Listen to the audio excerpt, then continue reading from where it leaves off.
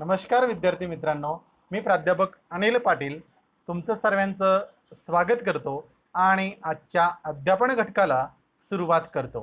विद्यार्थी मित्र मैत्रिणींनो, इयत्ता 11वी मराठी युवक भारती या आपल्या पाठ्यपुस्तकातील अत्यंत सुंदर आणि अत्यंत कधीही न विसरण्यासारखा आजचा अभ्यासासाठी म्हणजेच अध्यापनासाठी मी आजचा घटक निवडलेला आहे। चला तर मग जास्त वेळ न घेता आपण लगेचच आपल्या ह्या अध्यापन घटकाला सुरुवात करणार आहोत। सुरुवात करूयात आजचा अध्यापनाचा घटक। तुमच्या ह्या भ्रमणध्वनीच्या पडद्यावर जो काही त्या ठिकाणी अध्यापनाचा घटक म्हणजे त्याचं शीर्षक आलेलं आहे, ते शीर्षक म्हणजेच इयत्ता 11वी मराठी युवक भारती आणि आजचा जो काही मुख्य घटक आहे तो म्हणजेच भाग क्रमांक 5 मराठी व्याकरण विभाग। या विभागाला मी आज सुरुवात करणार आहे। याचा त्या ठिकाणी पहिला भाग झालेला आहे। विद्यार्थी मित्रांनो, आजचा जो काही उपघटक आहे म्हणजेच आजचा अभ्यासाचा उपघटक जो निवडलेला आहे तो म्हणजे काव्य गुण। म्हणजे कवितेमधील जे गुण असतात, रस असतात, त्या रसांना त्या ठिकाणी व्यवस्थित लय, सूर आणि ताल या कवितेमध्ये असतो। ते काव्यगुण कशा पद्धतीने आलेले असतात, त्याचे प्रकार कसे आहेत, ते प्रकार आपण ह्या ठिकाणी आजच्या अध्यापन क्रियेमध्ये अभ्यासणार आहोत। चला तर मग सुरुवात करूयात। मुख्य घटक आपल्या पाठ्यपुस्तकातील भाग क्रमांक 5 व्याकरण विभाग आणि त्यातील दुसरा उपघटक आहे तो म्हणजेच काव्यगुण। विद्यार्थी मित्र मैत्रिणींनो, काव्यगुणामध्ये जर आपण विचार केला तर अत्यंत महत्त्वाचा मुद्दा असा आहे की आपल्या ह्या काव्यगुणामध्ये थोडक्यात सांगायचं तात्पर्य असं आहे की काव्यगुण हे कसे असतात आपण या उदाहरणानुसार जाणून घेणार आहोत। तर बघूयात, खालील उदाहरणे वाचून त्यातून व्यक्तीचा कोणता गुण दिसतो तो आपण या ठिकाणी ओळखायचा आहे। पहिलं उदाहरण आहे विद्यार्थी मित्रांनो,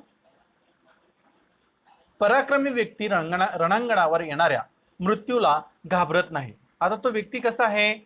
पराक्रमी आहे। हे बघा, पराक्रमी आहे की नाही, त्याचा हा गुण आपण ओळखतो, म्हणजे तो पराक्रमी आहे। त्यानंतर दुसरं उदाहरण आहे, रामरावांनी आपली सर्व मालमत्ता वृद्धाश्रमाला दान केली। आता रामराव हे एक नाम आहे, एक श्रीमंत व्यक्तिमत्व आहे। त्यांनी सर्व प्रॉपर्टी म्हणजे सर्व मालमत्ता कुठे दान केली आहे? वृद्धाश्रमाला। म्हणजे इथं गुण कोणता येतोय? दानशूरपणा येतोय, म्हणजे उदारता। बरोबर की नाही?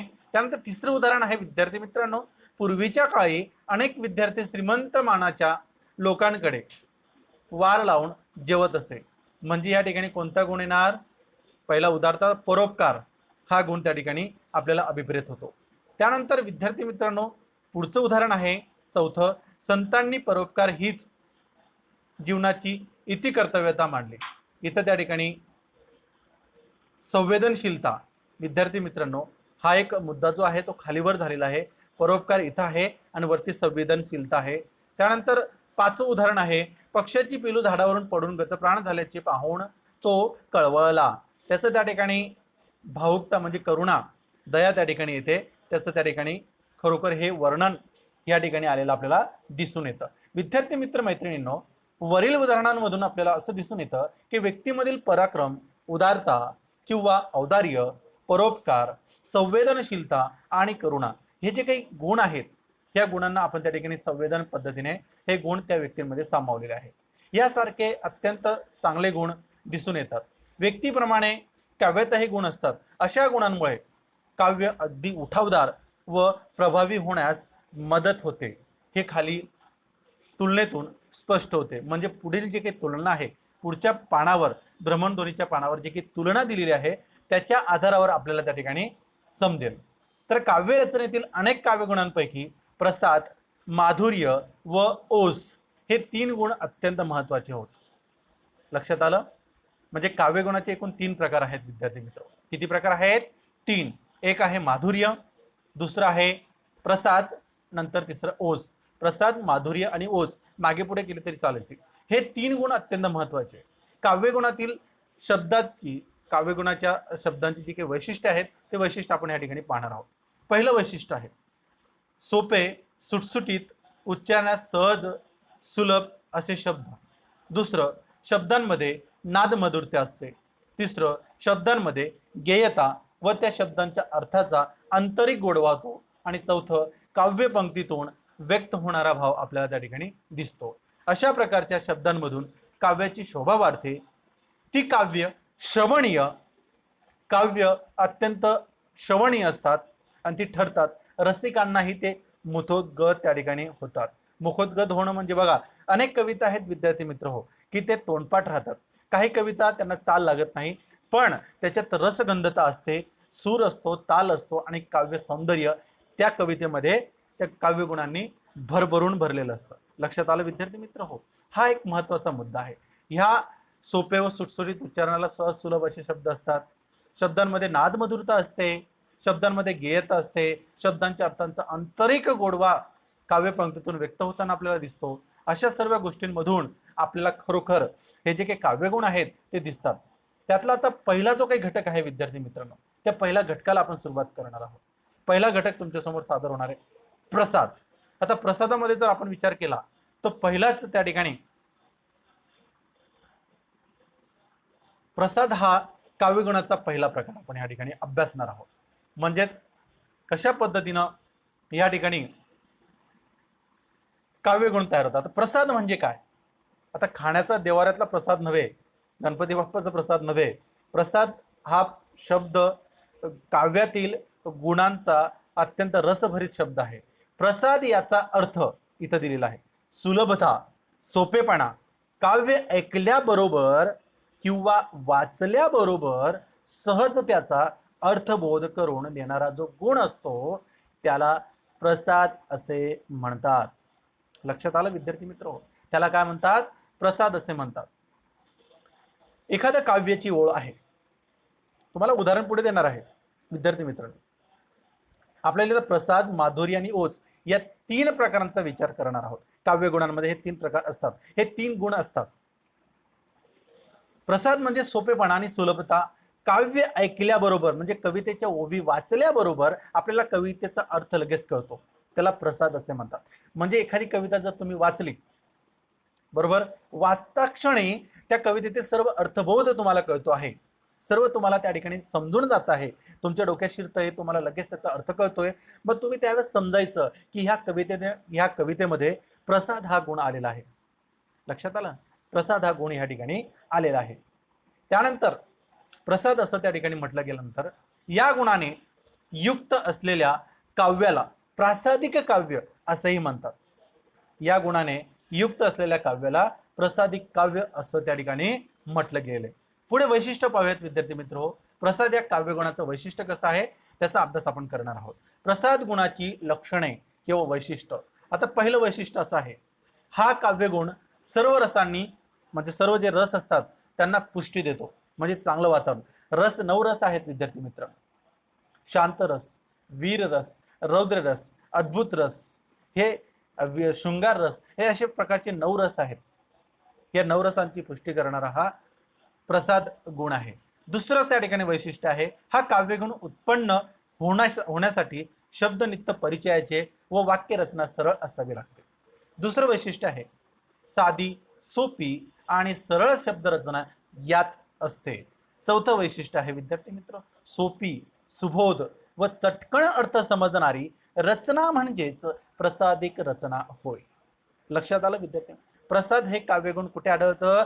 ज्या कवितेमध्ये, जी कविता तुम्ही वाचता आहात आणि ती वाचताच क्षणी तुमच्या लक्षात येतो, त्याचा अर्थही तुमच्या लक्षात येऊन जातो, त्याचा अर्थबोधही कळतो, लगेचच कुठलीही अडचण होत नाही, त्या कवितेमध्ये असं समजायचं की हा प्रसाद गुण भरभरून भरलेला आहे. लक्षात आलं? चला तर मग पुढे जाऊयात, उदाहरणं पाहूयात. पुढच्या पानावर उदाहरण आपण त्या ठिकाणी पाहणार आहोत. आता उदाहरणं कोणती आहेत? उदाहरण आहे तुमचं परिचयाचं उदाहरण आहे. आता ते कोणतं उदाहरण आहे ते पाहूयात. हिरवे हिरवे गार गालीचे, हरित तृणाच्या मखमालींचे, त्या सुंदर मखमालीवरती फुलराणी ती खेळत होती. हिरवे हिरवे गार गालीचे, हरित तृणांच्या मखमालीचे, त्या सुंदर मखमालीवरती फुलराणी ती खेळत होती. आता हे बालकवींचं वाक्य आहे विद्यार्थी मित्र. हो, बालकवींचं निसर्गपर कवी आहे. त्या कवितेची त्या ठिकाणी ह्या 4 ओव्या मी या ठिकाणी घेतलेल्या आहेत. आता याच्यात तुम्हाला अर्थ कसा बोध होतो? प्रसाद काव्य कसं आहे? आता हिरवं पूर्ण त्या ठिकाणी मैदान आहे, त्याला गालिचेचं स्वरूप प्राप्त झालेलं आहे.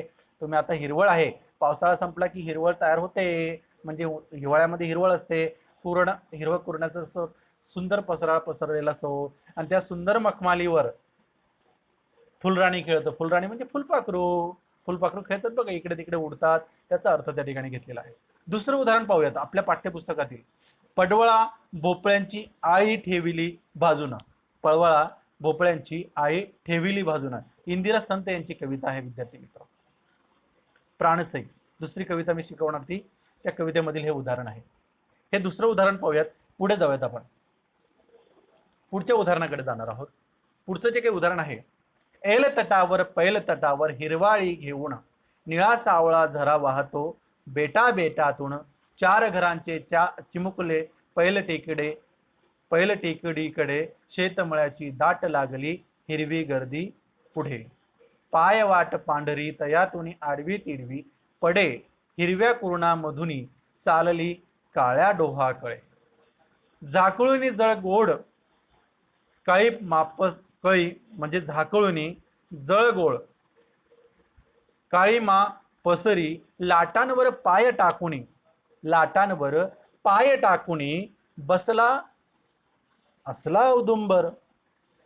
बसला औदुंबर कोणतं झाड बरं? उंबराचं झाड, औदुंबर. म्हणजे ऐल तटावर पैल तटा हिरवाळी घेऊन निळा सावळा झरा वाहतो बेटा बेटातून 4 घरांचे गाव चिमुकले पैल टेकडीकडे शेतमळ्यांची दाट लागली हिरवी गर्दी पुढे. पाय वाट पांढरी तयातून आडवी तिडवी पडे हिरव्या कुरणामधून चालली काळ्या डोहाकडे. झाकुळीने जळ गोळ कळीमा पसरी लाटांवर पाय टाकून बसला असला औदुंबर. म्हणजे बघा, ते उंबराचं झाड या त्या किनाऱ्यावर आहे, त्याची जी जळ आहे त्याच्या ज्या काही त्या ठिकाणी पारंब्या त्या पसरलेल्या, जसं काही एखादा औदुंबर बसलेला आहे माणूस पाय पसरून, असं त्याचा त्या ठिकाणी अर्थबोध आपल्याला होतो. म्हणजे आपल्याला त्या ठिकाणी ह्या कवितेचा अर्थ, ओवीचा अर्थ कळतो. पुढचं उदाहरण पाहूयात. 4थं उदाहरण. आई म्हणून कोणी हाक मारीस. आईस हाक मारी. आई म्हणून कोणी आईस हाक मारी. कविवर्य भा. रा. तांबे गदिमा यांच्या कविता म्हणजेच प्रसादिक काव्याचे उत्तम नमुनेच आहेत. विद्यार्थी मित्र हो, आई म्हणून कोणी आईस हाक मारी म्हणजे आईला आई म्हणूनच हाक मारल्यानंतर त्याचा अर्थही आपल्याला त्या ठिकाणी उत्तमरित्या कळतो. अशी उदाहरणं जी आहेत विद्यार्थी मित्र आपल्याला त्या ठिकाणी सांगता येते. दुसरं काव्याचं गुण आहे माधुर्य. आता पहिलं काव्यगुण संपलेला आहे प्रसाद, की लगेचच कळतो, साधे सोपेपणा त्याच्यात असतो. कविता वाचल्यानंतर, कवितेच्या ओवी वाचल्यानंतर प्रसाद या गुणामध्ये आपल्याला लगेचच त्याचा अर्थ कळतो. आता माधुर्य गुण, दुसरा गुण आपण अभ्यासणार आहोत. माधुर्य म्हणजेच काय? गोडवा. माधुर्य म्हणजे काय? गोडवा. काव्यात सोप्या शब्दांप्रमाणेच कोमल मृदुवर्ण असलेले शब्द असतात. असे शब्द ऐकायला मधुर व सुखद वाटतात. माधुर्य म्हणजे गोडवा. असे जे काही कवितेमध्ये शब्द असतात विद्यार्थी मित्र, कवितेच्या ओवी असतात, खूप मृदुवर्ण असतात, खूप कोमल वाटतात आणि ऐकायला सुमधुर असं त्या ठिकाणी सुंदर वाटतात. आता बरेचसे गाणे आहेत सिनेमातले, मराठी सिनेमातले किंवा कविता आहेत की ते ऐकायला खूप सुंदर वाटतात. मन वढाय वढाय उभ्या पिकातल ढोर किती हाकला हाकला फिरी येती पिकावर. अरे संसार संसार जसा तवा चुल्यावर आधी हाताले चटके तवा मियते भाकर. हे तर मी बहिणाबाई चौधरींच्या ओव्या मला आवडतात म्हणून मी या ठिकाणी वदवल्या. अशा शब्दांचा वापर असलेल्या काव्यात माधुर्य गुण असतो. विद्यार्थी मित्र याचे उदाहरण पाहणार आहोत. असे बरेचसे उदाहरण आहेत की कितीतरी उदाहरणं मी तुम्हाला सांगतो.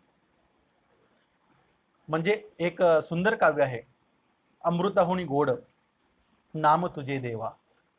ते काव्य, ते गाणं इतकं सुंदर आहे ना, मला खूप मंत्रमुग्ध करून येतं. माधुर्य गुण त्याचे त्या ठिकाणी वैशिष्ट्य पाहणार आहोत. माधुर्याचे वैशिष्ट्य काय काय आहेत ते आपण या ठिकाणी अभ्यासणार आहोत.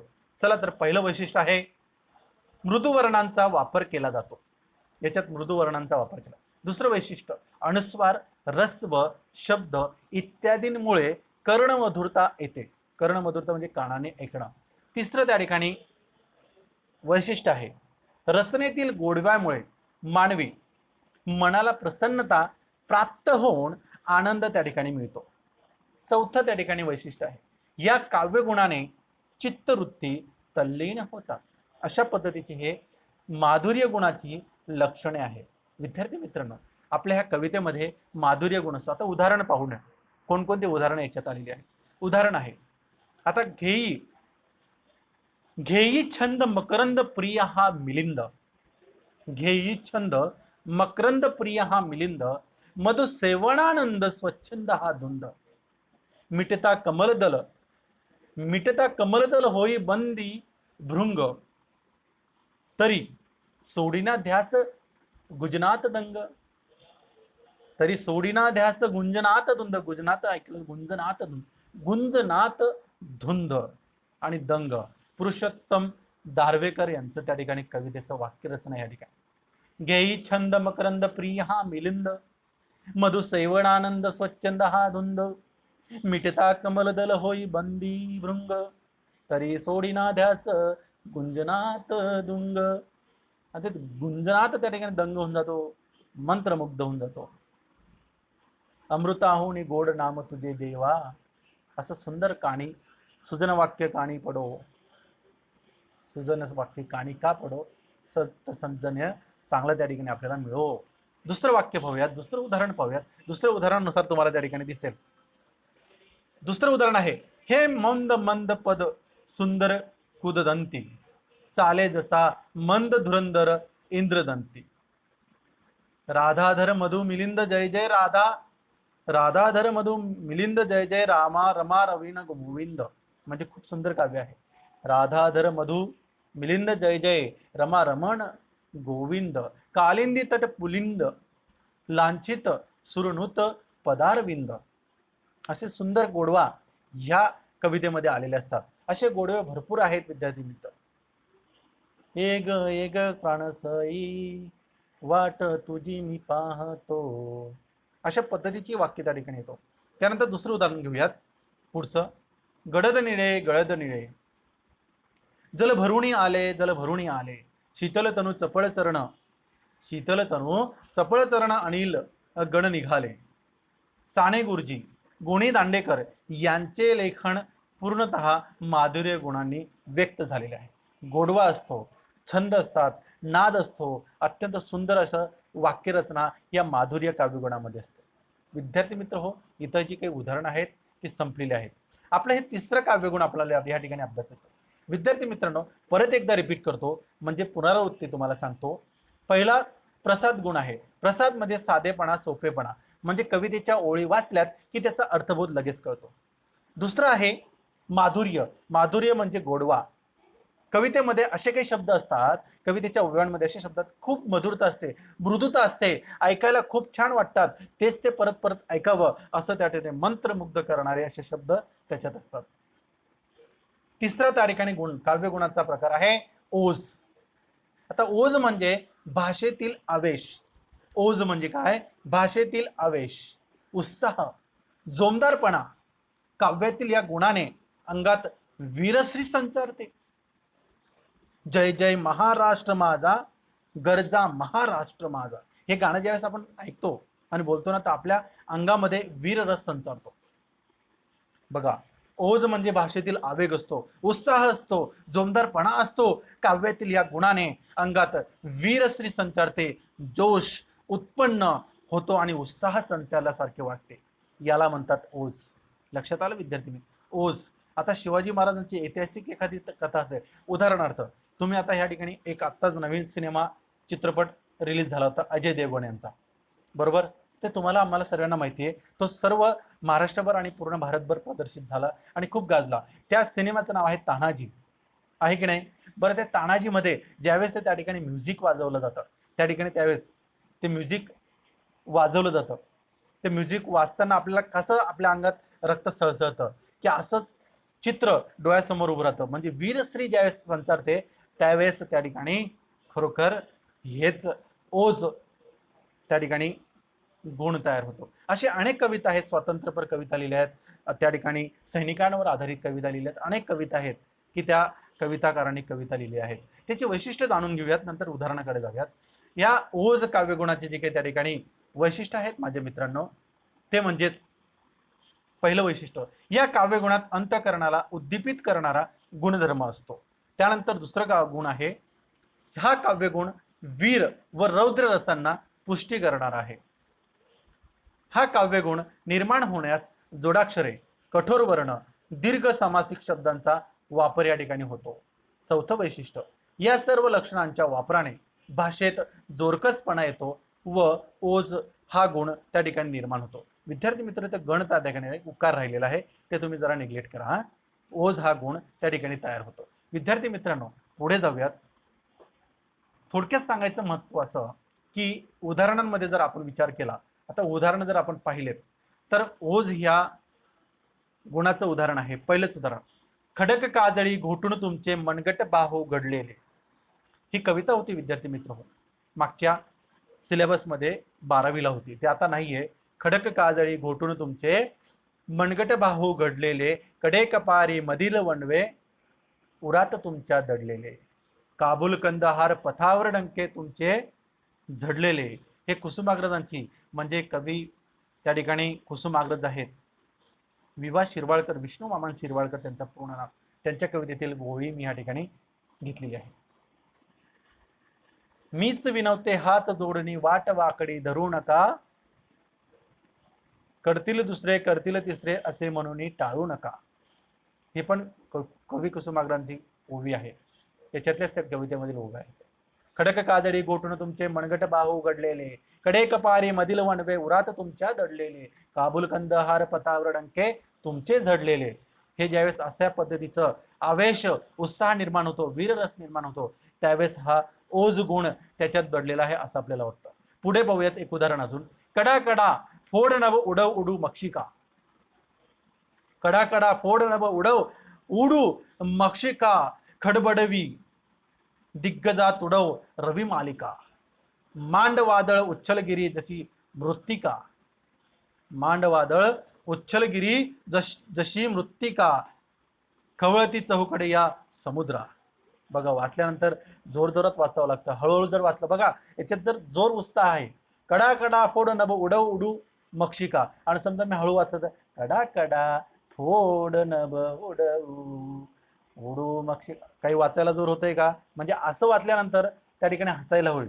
पण कसं आहे, त्याच्यात हे कवितेच्या ओवी अत्यंत जोरात आणि उत्साहात आणि वीररसाप्रमाणे वाचावे लागतात. कडा कडा फोड नभ उडू उडू मक्षिका. आणि हेच जर मी माधुर्याच्या स्वरूपात वाचलं तर कडा कडा फोड नभ उडव उडू मक्षिका, असं चालेल का? नाही. ओज याच्यात उत्साह आहे, जोश आहे, वीररस आहे, रौद्र रस भरून भरून त्या ठिकाणी आहे. म्हणजेच या ठिकाणी आपल्याला वीररसाची उत्पत्ती झालेला दिसून येते. अशी अनेक काव्य आहेत. पुढचे उदाहरण पाहूयात. जिंकू किंवा मरू माणुसकीच्या शत्रू संगे युद्ध आमुचे सुरू. जिंकू किंवा मरू माणुसकीच्या शत्रू संगे युद्ध आमुचे सुरू. बघा, आता हे जर जोरात आपण त्या ठिकाणी म्हटलं, म्हणजे जोरात उत्साहात म्हटलं ना, तर खूप चांगलंच वाटेल. जिंकू किंवा मरू माणुसकीच्या शत्रू संगे युद्ध आमुचे सुरू. आता हे झालं वीररसाचं. आता हेच जर माधुर्य गुणामध्ये आपण वर्णन केलं, जिंकू किंवा मरू माणुसकीच्या संगे युद्ध आमुचे सुरू, असं म्हणून चालेल का? अजिबात चालणार नाही. याच्यात आवेग आहे, वेश आहे, जोश आहे, उत्साह आहे. पुढे पाहूयात पुढचे उदाहरण. स्वातंत्र्यवीर सावरकरांच्या बहुतांश कविता ओज या गुणयुक्त आहेत. सागरास ही त्यांची खूप गाजलेली कविता आहे. नेमजसी सागरास मायभूमी, मातृमायभूमी परत सागराला उद्देशून त्या ठिकाणी सांगतात. अशी ही ओज काव्याची उदाहरणं आपल्याला अनेकविध उदाहरणं या ठिकाणी घेता येतील. विद्यार्थी मित्र हो, या ठिकाणी आपलं जे काही त्या ठिकाणी पूर्ण हे जे काही 3 प्रकार आहेत, म्हणजे 3 काव्यगुण आहेत. एक आहे प्रसाद आहे, माधुर्य आहे आणि तिसरं ओज आहे. हे तिघही काव्यगुण तुम्हाला समजले असतील. प्रसाद म्हणजे साधेपणा, सोपेपणा. की कविता वाचल्या क्षणी त्याचा अर्थ कळतो. दुसरा गुण माधुर्य. माधुर्य म्हणजे गोडवा.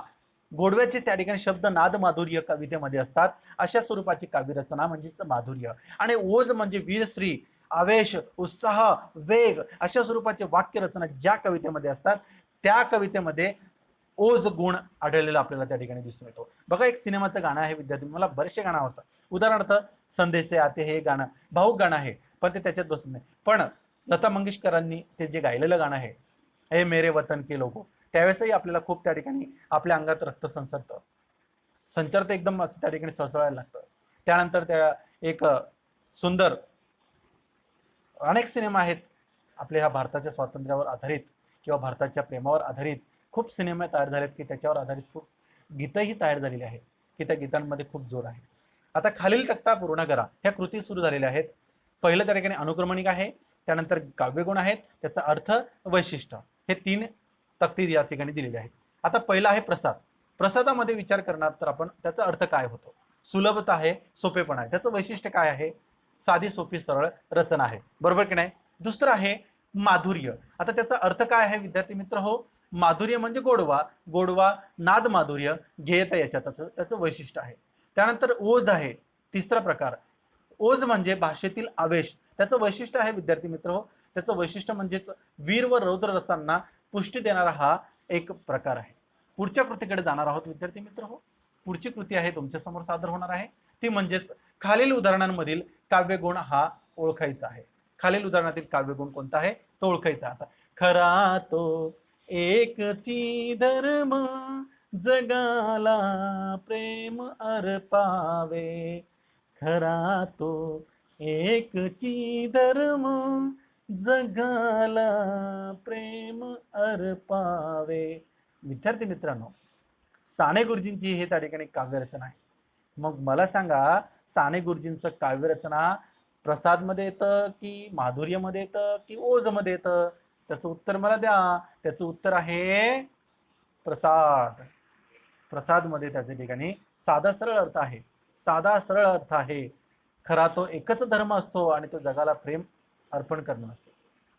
या ठिकाणी अर्पावे हा शब्द जो आहे विद्यार्थी मित्र हो,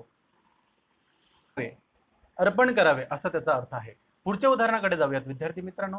पुढचं उदाहरण आहे तुमच्या समोर आलेलं की आता उठवू सारे रान, आता पेटवू सारे रान, शेतकऱ्यांच्या राज्यासाठी लावू पणाला प्राण, आता उठवू सारे रान, आता पेटवू सारे रान.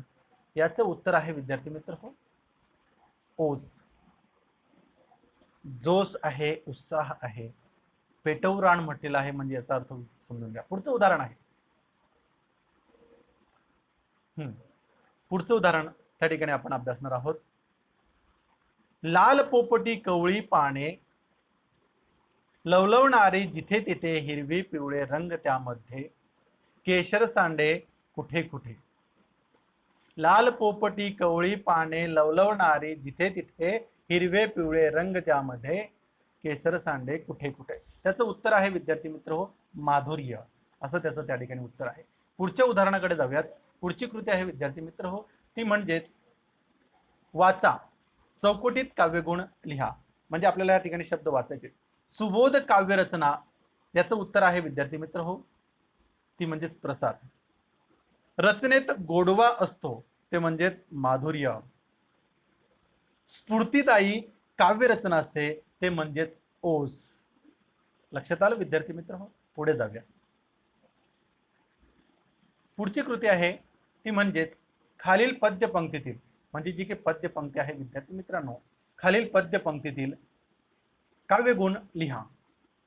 आता काव्यगुण कोणकोणते आहेत ते आपल्याला या ठिकाणी लिहायचे आहेत. तुझसाठी मरण ते, तुझसाठी मरण ते जनन तुझ विन, जनन ते मरण तुझ सकल चराचर शरण.